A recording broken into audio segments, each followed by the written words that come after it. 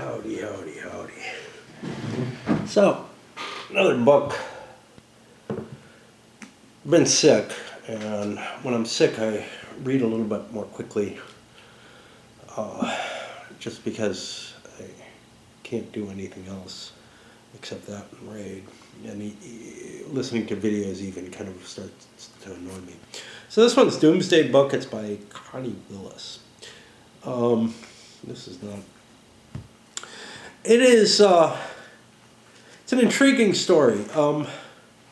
Now, this is someone who I don't think largely writes science fiction. They say winner of Hugo Nebula Awards, I think, for this particular book. It's a time travel story that doesn't worry too much about the time travel aspect. It's mainly just used as a plot device to allow, exploration maybe of more modern historical views into the medieval era, in particular mid-14th century, which is kind of interesting.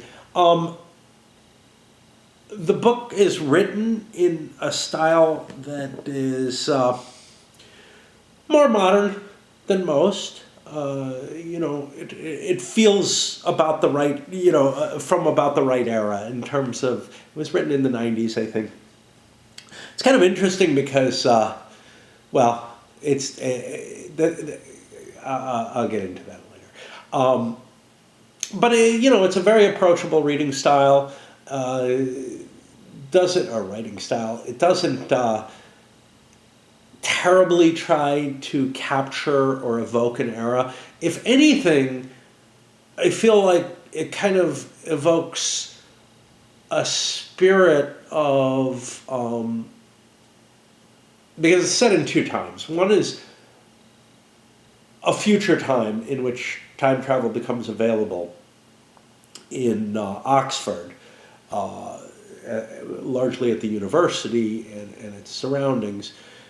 And that part of it definitely kind of evokes more of a feeling of like maybe Oxford in the 70s rather than, I don't know.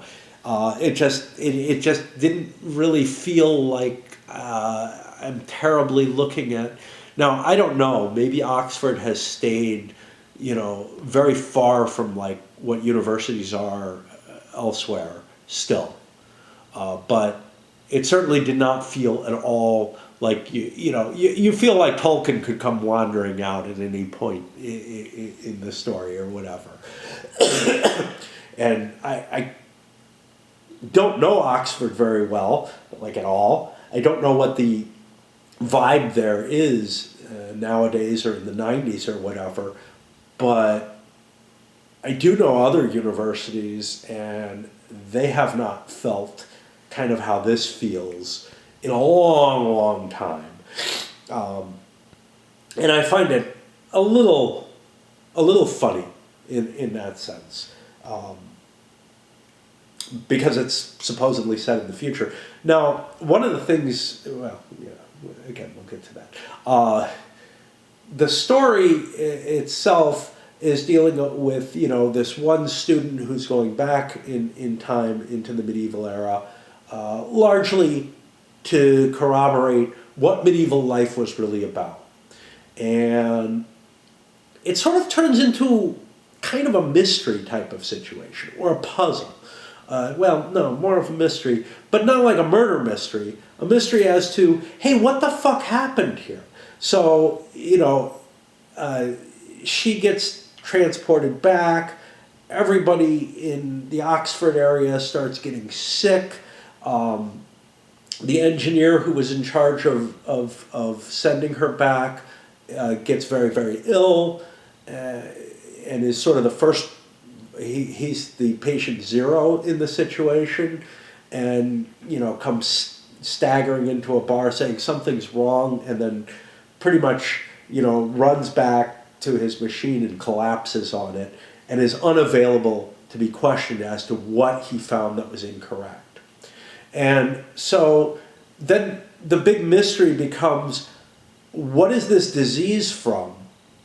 And the person who knows the most about the time travel aspect says it's impossible for it to have come through from from the past, the way the machine works and whatnot, and you know, all kind of other stuff.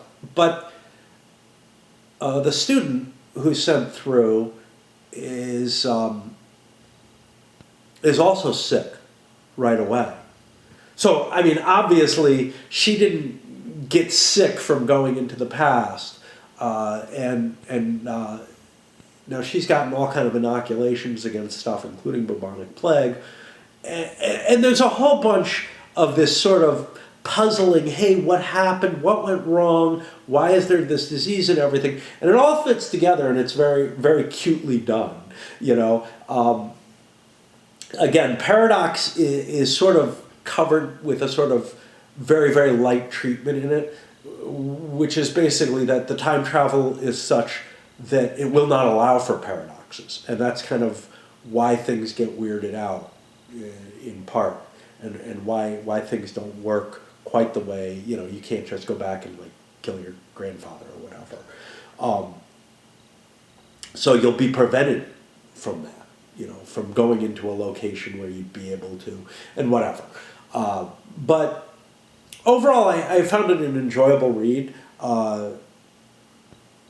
You know, not any kind of literary masterpiece by any means, but it's something I'll keep because I did enjoy it.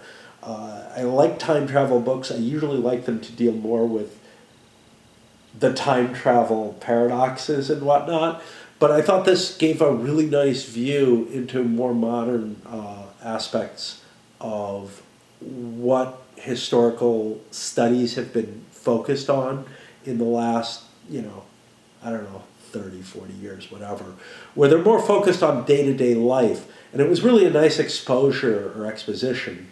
I'm still sick. If you haven't seen any of my gaming videos come out for a while, it's because I'm sick.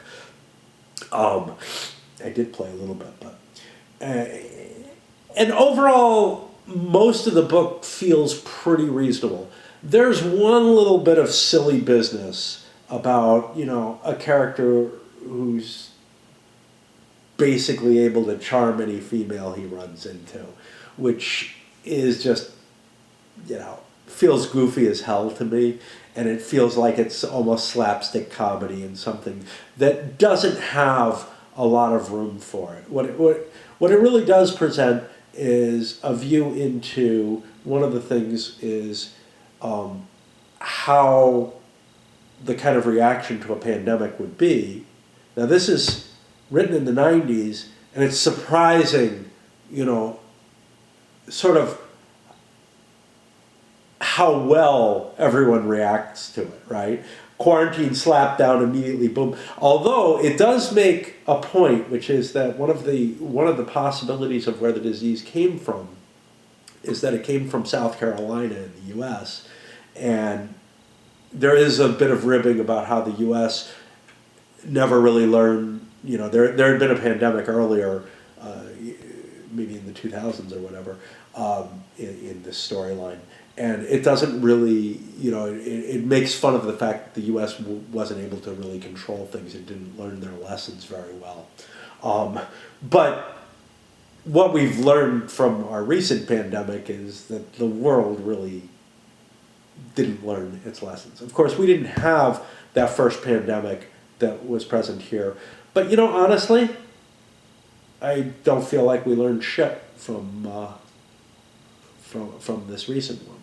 You know, I feel like we just sort of said, as in the 1919 one, it's almost like it's just blurred away from our brains. You know, it's like, yeah, we don't want to think about that, and we don't want to, you know, worry about what kind of measures would actually would actually be most effective or whatever,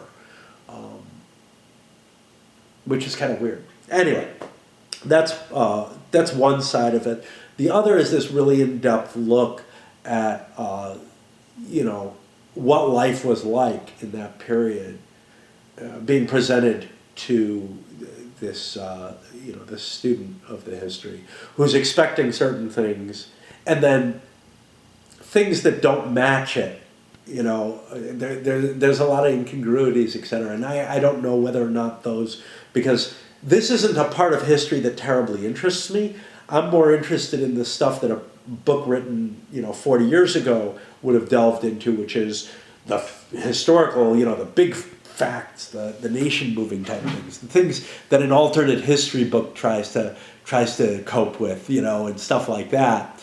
I'm more interested in those kind of things, but when I'm reading the fiction, I think this was actually a better solution. Like, I'd rather read the real history for the big events, and this is a nice way, as are other historical fiction books. I'm thinking Cornerstone here. I don't remember the author of that. It was beautifully handled for its time period, looking into the Sire de Courcy. And Eglon the Fourth, I believe. That's a book that I wish I still had. I would love to reread it, but I think I gave that one to my first wife, and she probably ended up. My understanding is she basically left all her books eventually, which is terrible. It's like everything else she left behind. It's like, these were the things that were important to you, and now you're not that. You're not the same person anymore in any way, sort of. Which just didn't make sense to me. But yeah, I think this is a worthwhile one. If you find this in a little free library or whatever, it's worth picking up. It's not something I would hunt down, but it's a good read. Anyway, cheers.